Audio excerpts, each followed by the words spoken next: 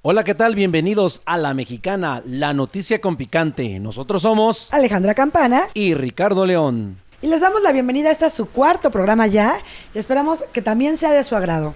Recuerden buscarnos en las redes sociales, en Facebook como A La Mexicana y en el canal de YouTube igual como A La Mexicana. Suscribirte al canal y darle pulgar arriba.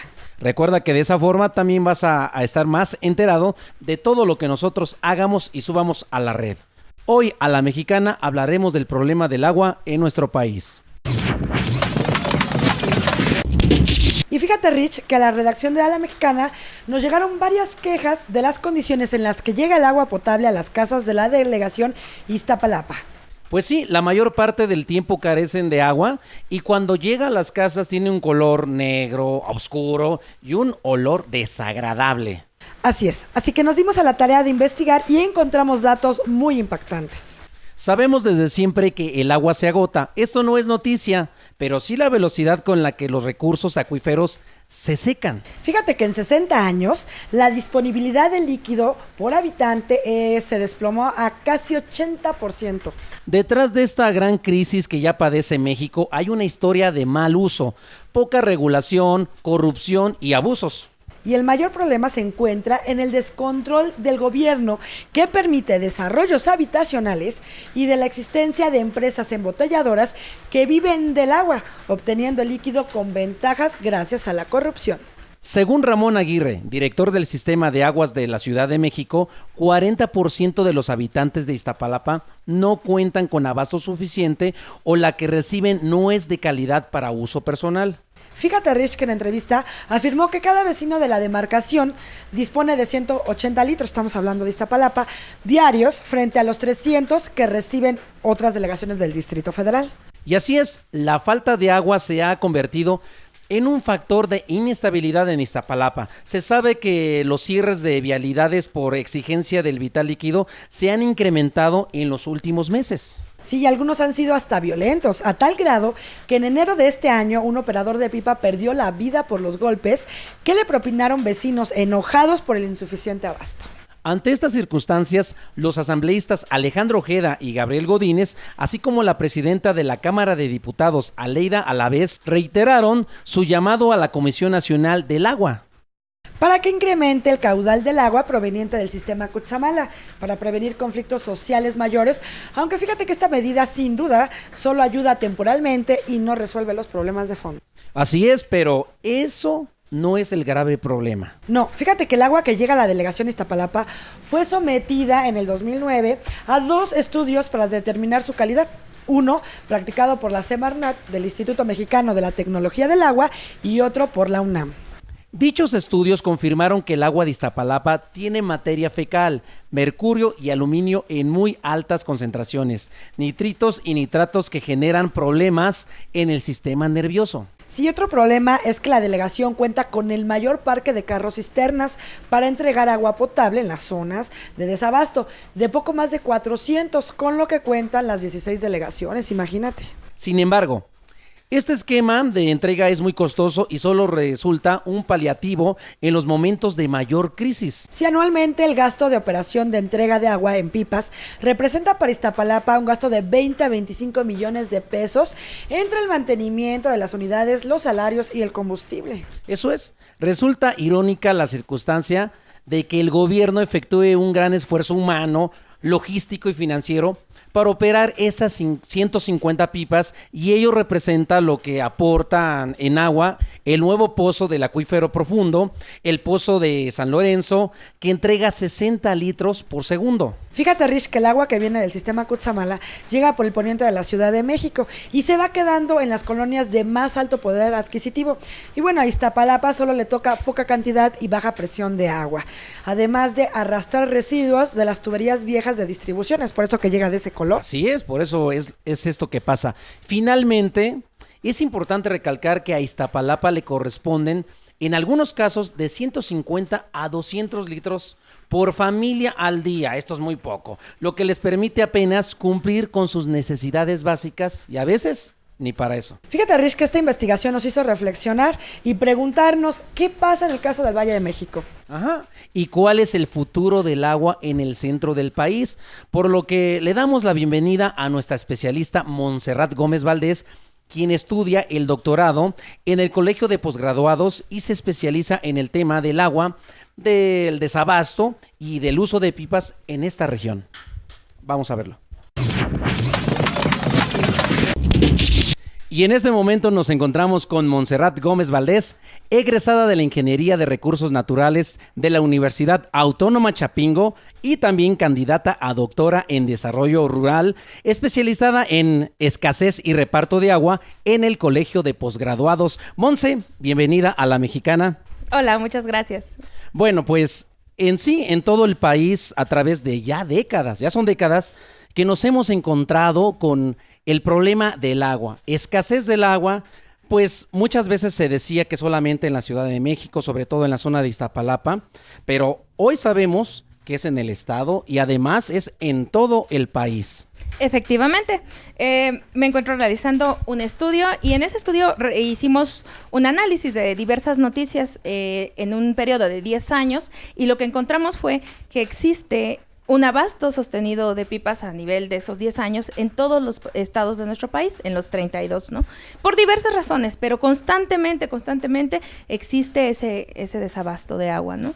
Entonces, se convierte en una situación que se está presentando en todo nuestro país y que precisamente denota la escasez existente en México, ¿no? En México. ¿Por qué se presenta esta escasez de agua? ¿Estamos haciendo algo mal? ¿No la estamos recolectando? ¿La estamos gastando mal? ¿Qué es lo que pasa?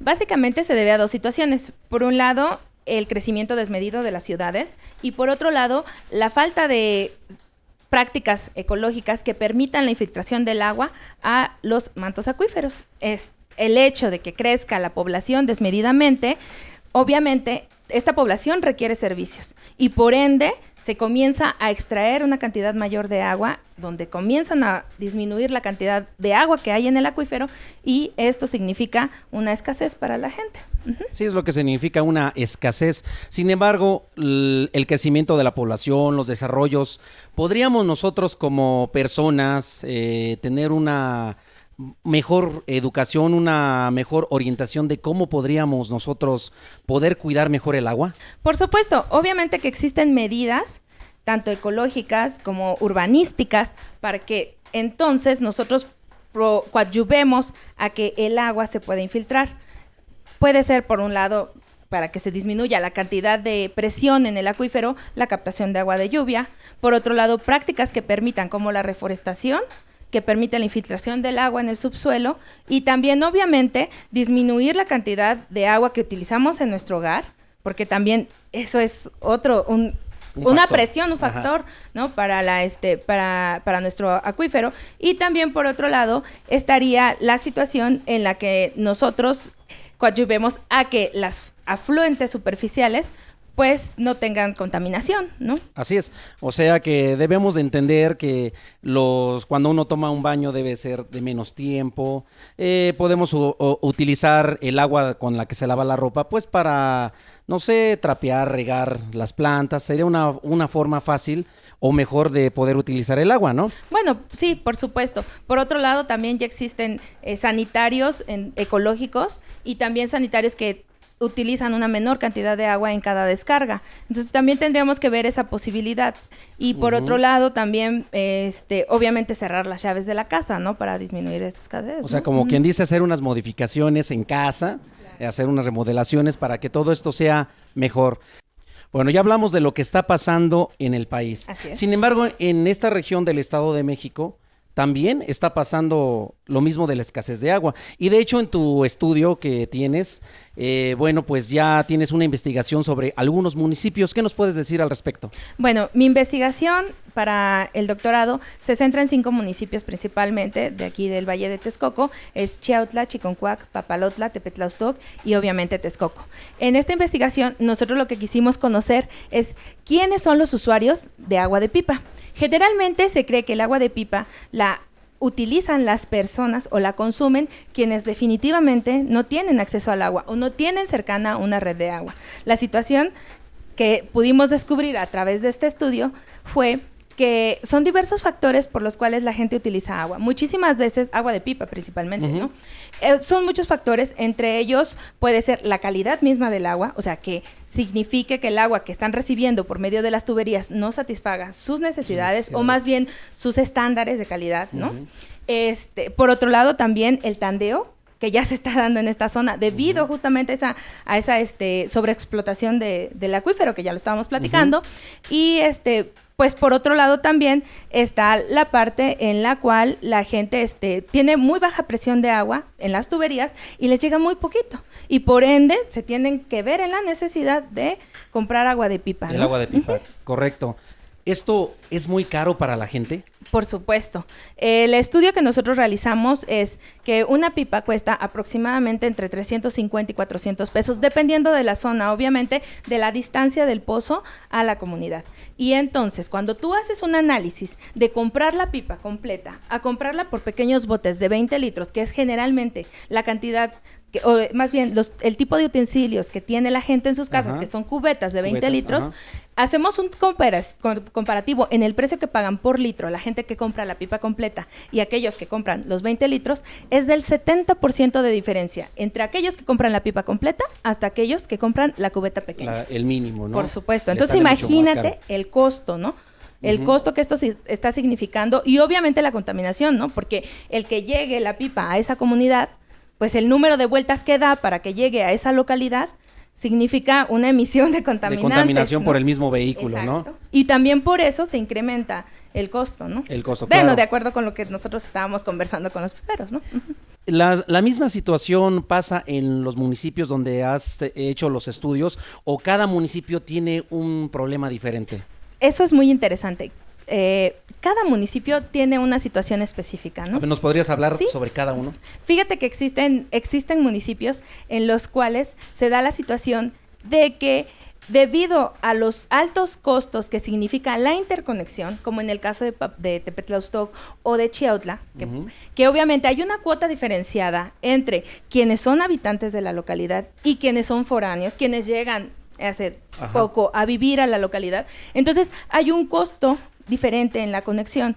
Aquellas personas a las que se les hace demasiado oneroso lo que les están pidiendo, entonces deciden comprar agua de pipa para entonces evitar el problema de pagar esa cantidad. Porque aparte, en las comunidades que nosotros tenemos en esta zona, todavía existen tradiciones muy fuertes, como el participar en las fiestas patronales, en las faenas del pueblo. Entonces, obviamente, si tú vas a querer ser un habitante de la comunidad y vas a querer ser un usuario de los servicios públicos, significa tu involucramiento y tu participación constante en todas esas faenas y en todas esas fiestas. Entonces, la gente hace una evaluación y dice, pues no, yo decido comprar agua de pipa porque no quiero estar yendo a las faenas, quiero dejar no voy a dar en la fiesta patronal y entonces pues compro el agua de pipa. Yo creo que finalmente hacen la cuenta de todo esto y dicen, pues si participo me sale más caro, ¿no? Claro. Mejor la compro y me sale más barato, ¿no? Pues qué triste que esté pasando estas situaciones, ¿no? Ahora, en cuanto a la infraestructura, las construcciones grandes, como por ejemplo el nuevo aeropuerto, ¿qué es lo que va a pasar? ¿Va a ser positivo o va a ser negativo en cuanto al suministro de agua? Bueno, la realidad es que nosotros ya estamos viviendo escasez de agua. Aquí en el acuífero de Texcoco, por cada 4 litros de agua que se extraen, solamente se recarga 1, o digamos que se devuelve 1 litro a nuestro acuífero. Entonces ya existe una escasez. El hecho de que venga el aeropuerto significa no solamente que llegue un grupo o un conjunto de infraestructura, sino más bien un conjunto poblacional para darle servicio a las personas que van a utilizar ese servicio. Eso significa una mayor densidad de población que va a requerir esos servicios, y no solamente estamos hablando de agua, estamos hablando de todos los servicios públicos como drenaje, como luz, ¿no? Obviamente eso va a significar un impacto y va a incrementar aún más la escasez de agua, ¿no? Bueno, pues entonces ese es el resultado de este aeropuerto, ¿no? Así más es. escasez, por lo mismo de lo que decías, ¿no? Lo que van a utilizar. Ahora, en cuanto a la deforestación, también va a afectar. Pues de hecho, apenas se hizo un estudio por Semarnat y decía que no se ha podido disminuir la cantidad, a nivel nacional, la cantidad de hectáreas deforestadas. Entonces, aquí nosotros no somos la excepción. Tenemos una pequeña sierra que es donde se encuentra Santa Catarina, que está altamente deforestada y no se están llevando a cabo ni políticas públicas ni prácticas conservacionistas que permitan la reforestación de esa zona. Entonces es muy importante nuestros bosques porque no solamente purifican el aire, sino también permiten la infiltración de agua, ¿no? Entonces aquí la importancia sería más bien realizar políticas públicas o llevar a cabo políticas públicas que permitan la captación de agua de lluvia por techo, que podría ser también una posibilidad para ciertas comunidades en las cuales no es una opción llevar la red de agua o hacer un pozo, porque obviamente esta sobrepoblación no permite que hagamos un pozo. Y por otro lado también serían estas prácticas conservacionistas, tanto de suelos como de reforestación, ¿no? En pocas palabras, lo que necesitamos son políticas, reformas en cuanto a la ecología, para que todo esto resulte mejor. Sin embargo, también aquí pasa algo en la purificación. Ahí también tenemos un caso muy interesante. ¿Qué nos puedes decir de eso? Sí, así es. Fíjate que en la purificación estuvieron 2 años, 2 meses y tantos días sin agua. Esta situación fue porque el pozo que ellos tenían se dañó y ya no se pudo volver a hacer una construcción, entonces tuvieron que hacerlo en otro lado. La situación aquí es que la purificación, como todos sabemos, se encuentra en una zona alta. Y también ahí está muy, muy cerca algo que nosotros conocemos como la roca madre, que es la roca totalmente pues en su mayor expresión, por decirlo así. Es muy difícil realizar ahí perforaciones. Obviamente es imposible, más bien. Entonces, lo que tuvieron que hacer ellos es realizar una perforación en la zona baja y para esto, para llevarle a la comunidad que está en la zona alta, para llevar el agua a esta comunidad, lo que tuvieron que hacer es utilizar 2 bombas. Primero, una para extraer el agua, porque anteriormente, hace 50 años, se extraía el agua a un aproximado de 35 a 50 metros aquí en esta zona. Y actualmente se está perforando hasta los 300 metros. Entonces, muchísimo. Primero es extraer de los 300 metros esa agua y subirla al nivel. Y luego de ahí, bombearla nuevamente hasta el tanque que permita la distribución en la zona de la purificación. Entonces, esto significa no solamente un costo en el sentido de la infraestructura que se tuvo que hacer para llevarle el agua a los vecinos de la comunidad, sino también significa un costo energético, ¿no? Porque obviamente la cantidad de electricidad que se está utilizando para que subamos esa agua a esos metros es terrible, ¿no? Y luego todavía se utiliza otra bomba para distribuir el agua dentro de la localidad, ¿no? Entonces se convierte en un problema. En pocas palabras, eso resultó ser contraproducente con la ecología por todo lo que nos estás comentando en este momento. Ahora, hay algo más que a mí me llama mucho la atención.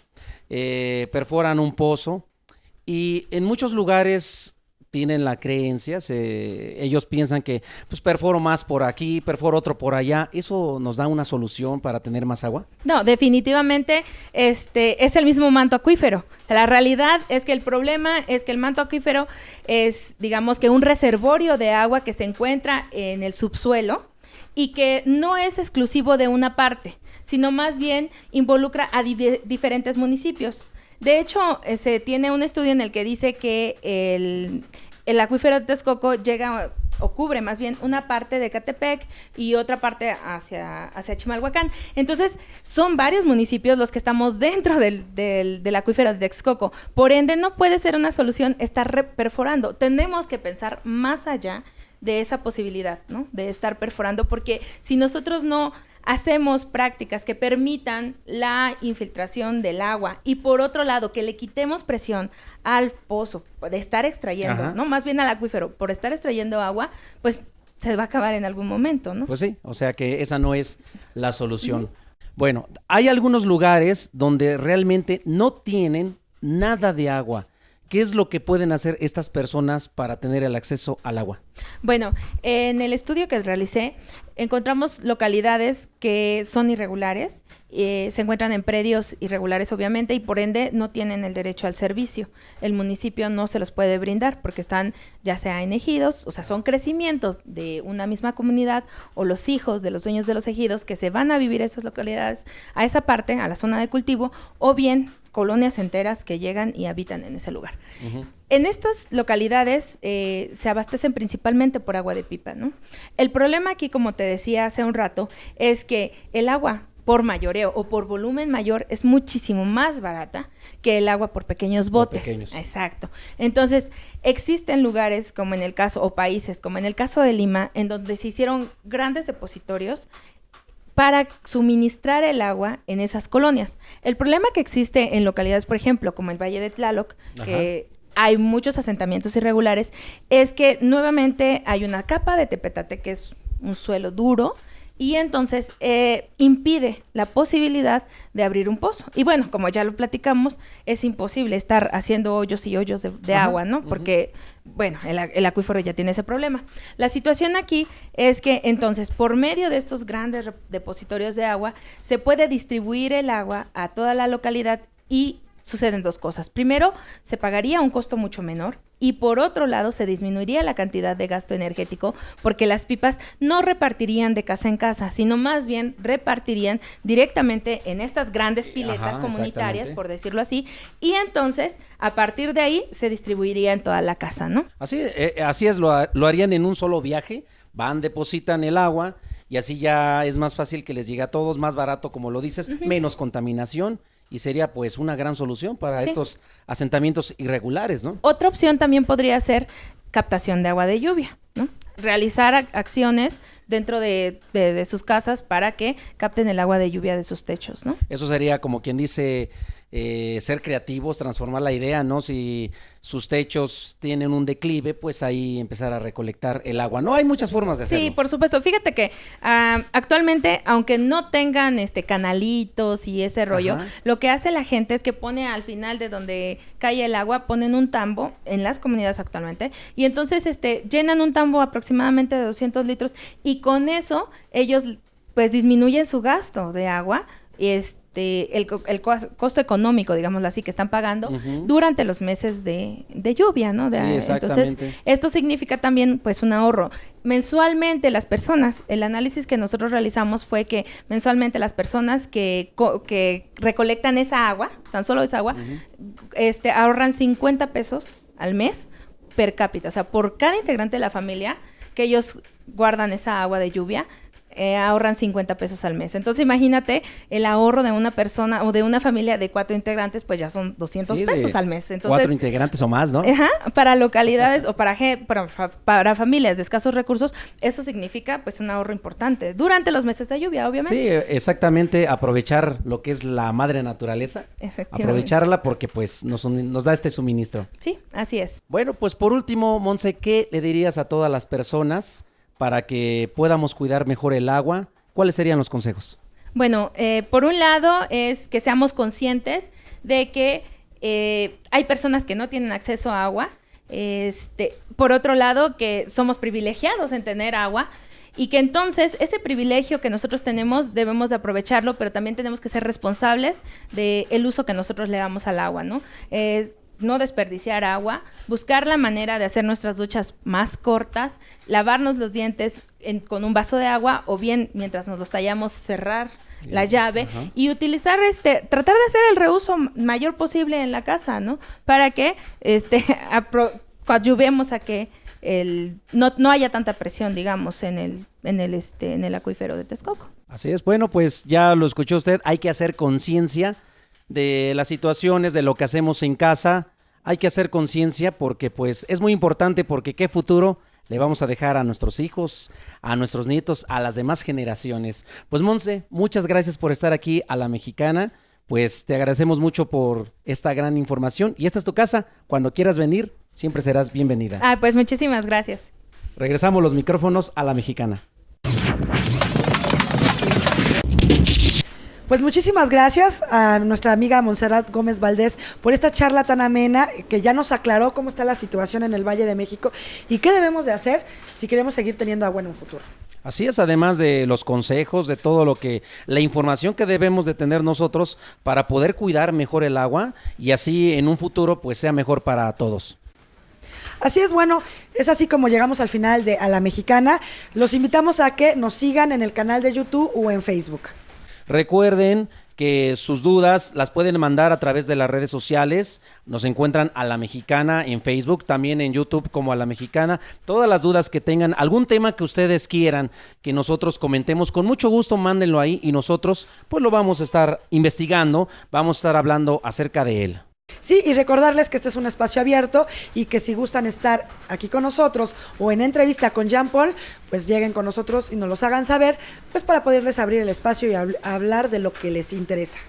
Recuerden que nosotros somos Alejandra Campana y Ricardo León y esto fue A la Mexicana.